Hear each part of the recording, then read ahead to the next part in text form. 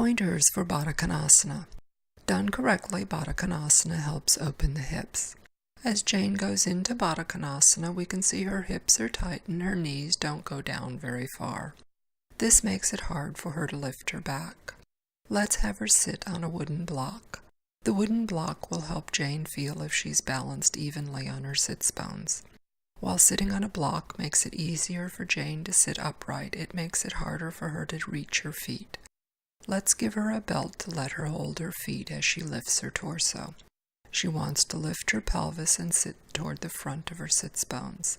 She may feel a slight lift in her abdomen and the floor of her pelvis as she sits up and draws her feet toward her hips. Jane wants to keep her arms straight and her hands close to her feet to help lift her back.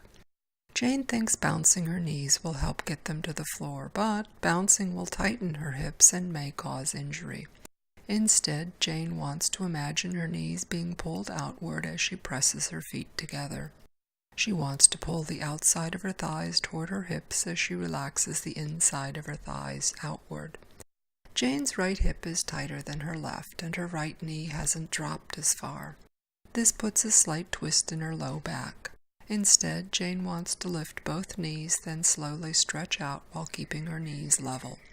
Over time, as Jane's inner thighs lengthen, her knees will drop closer to the floor. As Jane lifts her torso, she wants to roll her shoulders down and back. This will help her lift her chest. She wants to keep her arms straight and her shoulders broad. To exit Baddah Konasana and help keep the stretch on her inner legs, Jane uses her hands to lift her knees and push her legs back into Dandasana.